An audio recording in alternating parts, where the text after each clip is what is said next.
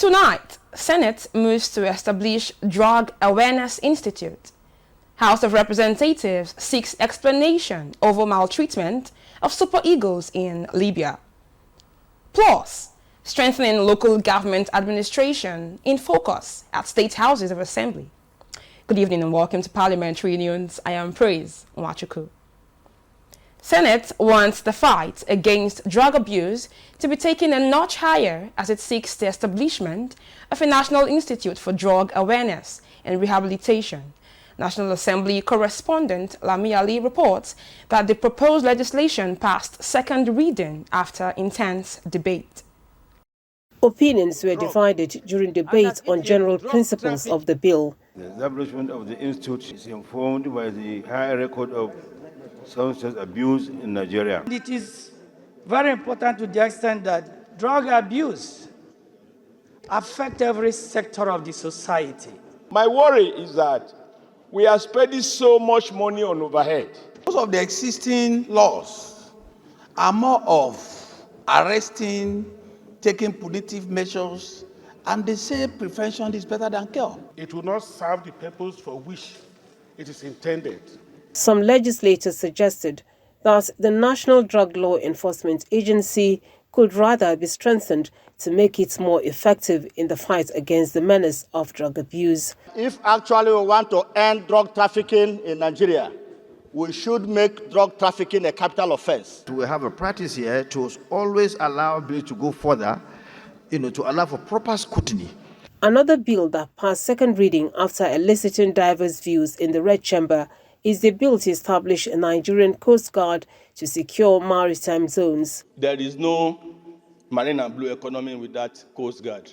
Suffice also to say that all the countries with the best navy, they have Coast Guards. Is an initiative that, if it is done, will complement what the Navy and other security agencies are doing. The first people that will apprehend smugglers will be the coastal guards. People in boats who get into trouble, we don't expect a naval ship to go and rescue them. Annually, we lose 35 billion to illegal fishing. We need to be extremely very careful on matters that has to do with national security. It's a lot more that we are seeing. Away from plenary, the special advisor to the President on National Assembly Matters, Senate, Bashir Lado, has urged heads of ministries, departments and agencies to honor invitations from Parliament. It remains essential that these opportunities for engagement are prioritized to demonstrate our continued collective commitment to accountability and good governance. Senator Lado says collaboration between the legislature and executive is critical to achieve the renewed hope agenda. From the National Assembly, Lami Ali, NTA News. The House of Representatives has asked the federal government to invite the Libyan ambassador to Nigeria as it seeks explanation over the maltreatment of Nigeria's senior football team, the Super Eagles, by the Libyan Football Federation. These followed a motion of urgent public importance moved on the floor of the House. National Assembly correspondent Mitairo Ikpen reports on this and other resolutions at Tuesday's plenary. Many are yet to come to terms with the maltreatment of Nigeria's Super Eagles by the Libyan authorities prior to the return leg of the 2025 AFCON qualifiers. The House condemned the embarrassment of the Nigerian team and called for an investigation. Despite their biting the plight to a small airport with little or no amenities, the Libyan authority does not allow the team to get out of the airport or move to their hotel. No access to internet, no food. The airport was cordoned and they were held hostage for 18 hours. This for me is an embarrassment, not only for the team, Nigerians and also Africans. This matter deserves very, very serious and urgent investigation to make sure that similar incident does not occur in the future.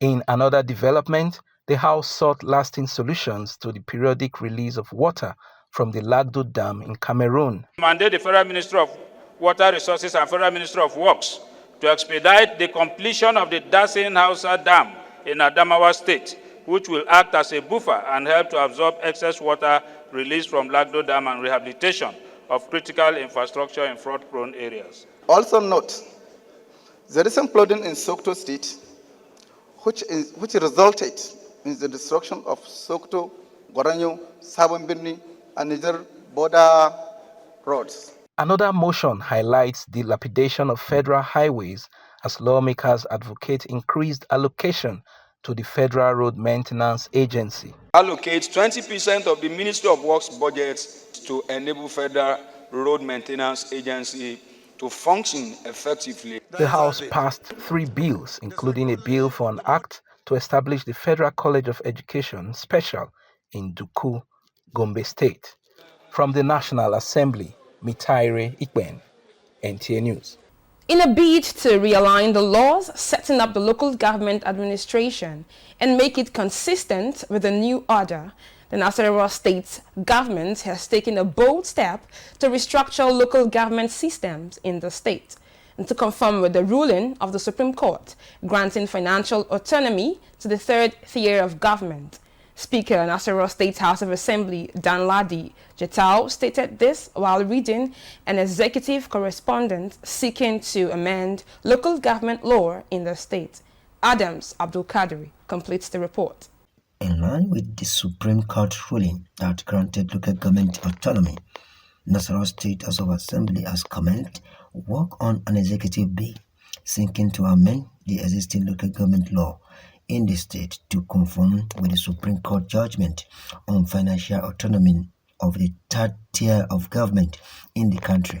Bill for a law to repeal and reenact the establishment, structure, composition, finance, and functions of local government system in Nasarawa State 2024 and other matters connected thereto. First reading. Addressing the press, Chairman Ask Committee on Information gives an insight on what come about the bill. Should be abolition of joint accounts, and also we are thinking of definitely we abolish the local government and ministry affairs. It will be recorded that on the 11th of July 2024, the Supreme Court delivered a landmark judgment affirming the financial autonomy of the country's 774 local government councils, a judgment that is expected to redefine the business of governance at the grassroots in the country. In Lafia, Adams Abdul Kadri, NTA News.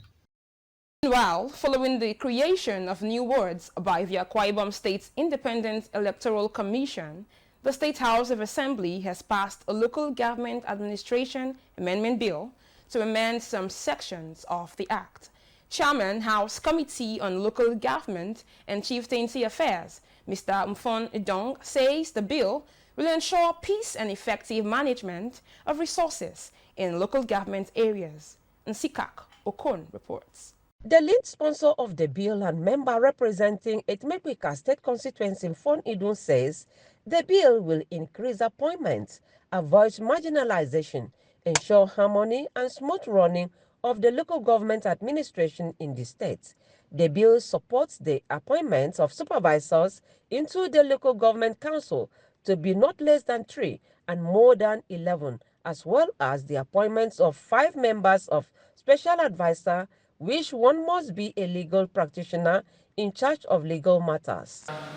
The amendment we are making today in the local government administration law is to create room and carry all the political words, long governance, and the grassroots level. The Speaker, distinguished colleagues, you will agree with me that after the amendment, we will have a representative in every ward of the local government. Some members who spoke in support of the bill says the bill will enforce full participation of wards in the council's administration. Some political wards, of course, we feel marginalized. And then the political peace we are enjoying for now will be truncated. So I want to support this bill, and I want to also support my colleagues to support the amendment. I want more than to go around the town government. Like my brother has told me, you will have to give the child time to now supervise whatever is done in other words. The House was later dissolved into the Committee of the Whole to consider some clauses and to adopt the amendment. The House Deputy Leader and member representing Nsurubium State Constituency, Otobon Bob, moved a motion for the bill to be read the third time and was seconded by member representing Esrekedibno State Constituency, Udobia Friday.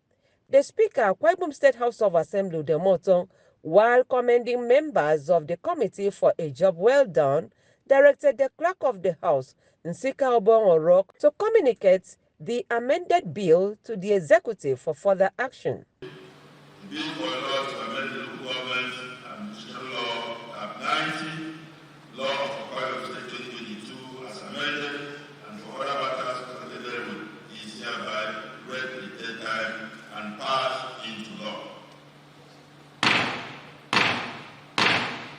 This is the law of the land. Akwa Ibom State Independent Electoral Commission, AKISIE, has created 39 new wards, making a total of 368 wards in the state. Nsika Okon, NTA News. And over to our interview segment, discuss the topic sanity in local government elections in Nigeria. Our correspondent earlier engaged Chairman, House Committee on Rules and Business, Francis Waive. You're welcome. So what is your take on local government elections in Nigeria? Local government elections, that's a very touchy thing because the failure of the local government system in this country has placed a lot of pressure on members of the House of Representatives particularly, because we become the closest to the people.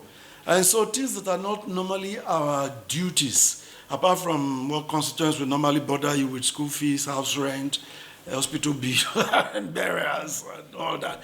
But now they want us to do roads, they want us to do health centers, things that local government should ordinarily do.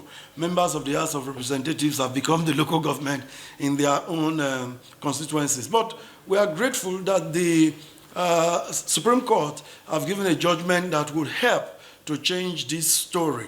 As somebody said the other day, we failed in our duty. That is why Supreme Court stepped in. No, we never failed. The National Assembly has always, in every session, done constitutional review. And whenever we recommend local government autonomy, even state legislative autonomy, by the time it goes to the state houses of assembly, it fails because the Constitution requires 2/3 of the state houses of assemblies to concur with what we have passed in that respect. I mean, constitutional amendment. I'm not talking about amendments that have to do with creation of states and local government. That one you need for 1/5. But even the 2/3 for them to get their autonomy and all that, it has never passed. Then how can electoral processes be made more transparent, inclusive, and accountable? We celebrate what the Supreme Court have done, and I know that the 10th Assembly, the Constitutional Review Committee of the 10th Assembly, will build on that and make sure that we go forward with that and get a local government to have that autonomy. That will eventually include the election of local government officials by the Independent National Electoral Commission. This is very key to the survival of democracy in our country because what has happened so far has been selection in all the states of the country. If Party A is in power at the state level, they win all the seats, all the chairmanship seats, all the councillorship seats of the local governments in that particular state. That is not democracy. And that is why people like me will never contest elections to the local government in my state. And when I see anybody doing it, I'm alarmed. Why are you doing that? In fact, the governors just pick the people. And then, so what's the need? Spending taxpayers' money to do what you call election, and what you're really doing is selection.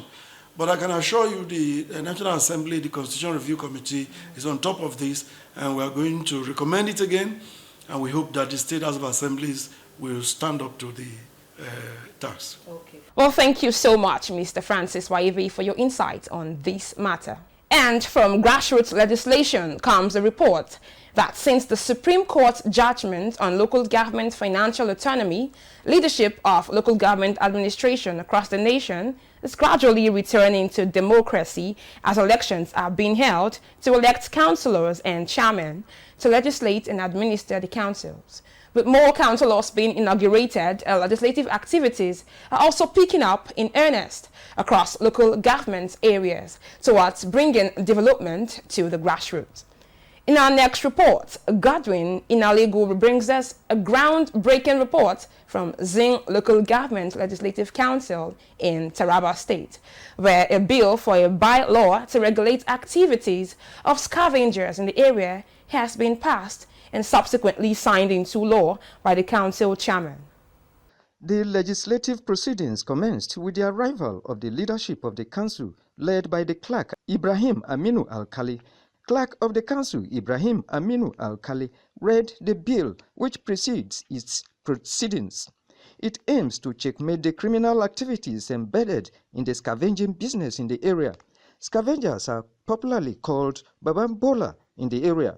Timothy Raphael of Bitako Ward, who sponsored the bill, told the council that the activities of scavengers in Zing local government area has brought about lots of uncertainties and bad behaviors among the teeming youths of the area, hence the need to regulate their activities to nip in the bud crime and criminality in the area. It will also help all the enforcement agencies to monitor the scavenging activities and ensuring compliance with this law and imposing deserving penalties on them. Councillors expressed their support to the bill, stressing its importance to molding the psychology of the youths. They said the bill became imperative as it will safeguard their people from stealing and other forms of criminality in the area, and they unanimously passed the bill. Chairman of the Local Government Council, Davoro Titus, has since signed the bill into law. Without regulating their activities, it may cause a lot of damages and disasters thereafter. It will be recalled that recently, Governor Amodu Umaru Fintiri of Adamawa State suspended the activities of scavengers because of the unwholesome practice of the business. In Jalingo, Godwin Inalegu, NTA News. And still to come, Senate interacts with Federal Inland Revenue Services on tax reforms. That will be definitely after the break. Don't go away. Are you looking for a short channel to make your business, goods and services go viral? Look no further, as NTA Parliament is your short channel. Take advantage of our wider reach and advertise your products and services on NTA Parliament DSTV channel 370, GoTV channel 126, StarTimes channel 306, and Free TV channel 706. For more inquiries, contact the marketing department, NTA Parliament, NTA Headquarters Area 11 Garki Abuja, or call these numbers 080-383-40464 or 080-770-78055. NTA Parliament, strengthening Nigeria's democracy. Issues surrounding the proposed tax reform bill centered discussion at an interactive session between Senate Committee on Finance and Management of the Federal Inland Revenue Service.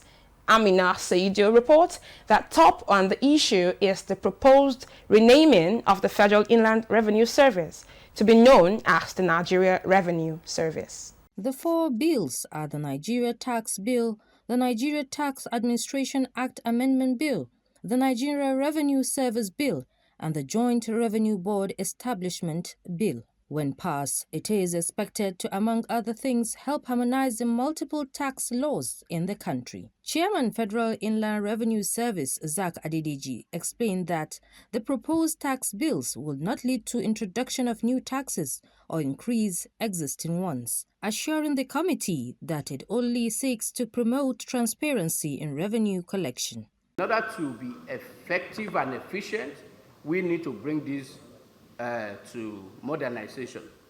Another rationale is to simplify laws and ensure synergy across revenue collection agencies. Chairman Senate Committee on Finance Sani Musa says tax reforms, which is crucial on government's agenda, requires constructive input from stakeholders. As a committee, when we set a target, it's not just enough. If you are going to add, do more, we expect, don't just stop at the target we give you. We expect that you exceed the target we have given to you. So we will want to see that you bring something more than what we have targeted for you at the end of the year.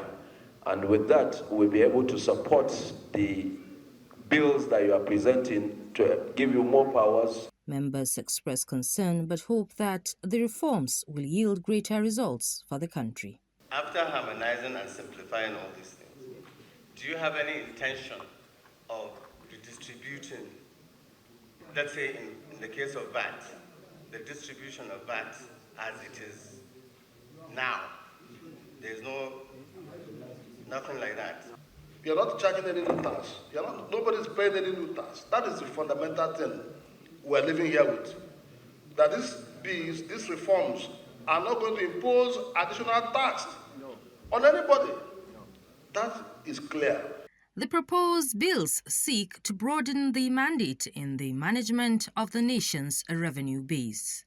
From the National Assembly, Amina Saidu, NTA News. Key players in the financial sector are calling on government to prioritize the monitoring of income and wealth inequality in Nigeria as a way to address economic challenges facing the nation. This was the consensus at a round table organized by the Civil Society Legislative Advocacy Center in collaboration with other stakeholders. Muhammad Rabioli reports. Statistics shows that Nigeria's tax compliance rate is low compared to other countries, looking at the paradigm of companies, income, and rich men. Experts say the country is in need of a more tailored and responsive approach to tax compliance in addressing corruption, enhancing educational system, and gender equality. As an organization that works around advocacy, we carry out intensive research that enable us to come up with key findings in our research. We have noted that at least 99% of the super rich avoid paying their share of taxes. This is scandalous. All the people that you think they should be at the forefront of paying their taxes, they are not paying. The government must raise social sector spending to at least 10% of the budget in health, education, and agriculture. 2, implement progressive taxation. Establish a wealth tax targeting high net worth individuals. Other panelists expressed concern over inequality, which is the major setback to wealth taxation that needs urgent redress. Inequalities are rising everywhere in West Africa and in Africa, unfortunately, including in Nigeria. But when we see the budget spent on social services, on basic rights of women, children, and the most vulnerable people, it's even more alarming. They, however, recommended macro reforms and accountability towards bridging the gaps in national development. In Abuja, Muhammad Rabiu, NTA News. Well, as part of efforts to mitigate the effect of the flood disaster that has ravaged many communities and farmlands in the 16 local government areas of Taraba State, the State House of Assembly has graciously approved the release of 3 billion naira federal government flood intervention funds for disbursement. Speaker Kizito Bonzina read the communication of the receipt of the flood intervention funds from the executive before members of the House. Correspondent Godwin Inalego reports. Early forecast by the Nigerian Meteorological Agency (NIMET) indicates that the country would witness heavy rainfall that would lead to flooding of many towns and communities this year. So far, many cities and communities across Nigeria have recorded flood disasters since the rain set in. Taraba State is not an exception, as all the 16 local government areas of the state have had its fair share of the flood disaster. The effect of the flood is so enormous that many farmlands were affected houses submerged by flood water, and culverts and bridges destroyed. It is as a result of the magnitude of the flood disaster that the federal government granted flood intervention fund of 3 billion naira each to all the states of the federation, including Federal Capital Territory, FCT. It is to seek approval from the State Assembly that Governor Abu Kefas notified the House about the receipt of the grant for disbursement accordingly to cushion the effects of the flood. Representatives of your people, once this approval is granted, follow up to make sure that the right thing is done. Areas that are affected get exactly what they are supposed to get. Members, in their contributions, commended the executive arm for the communication, describing it as timely, and unanimously gave their support and approval for the request. I will urge my colleagues, as a matter of urgency, to pass and approve this communication to His Excellency to enable him attend to the victims of this flood. This approval is sinking for both my colleagues that we should give a speedy approval to this form, so that our colleagues in our various constituency will reach and then solve the problem. Measures that become a heart of my constituency in terms of business is now being collapsed. That's from Bachama wards to Mutunga. With this, I urge my honorable colleagues that we should approve this communication for effectively in order to bring the economic stability of our constituency. The Speaker thanked his colleagues for their meaningful contributions. From the Assembly, Godwin Inalegu, NTA News. And that's the size of our package this evening. Thank you for watching. But remember, you can still watch our news and other programs on our social media handles scrolling on your screen. And on behalf of the production crew, I am Praise Umachuku. You have a wonderful evening.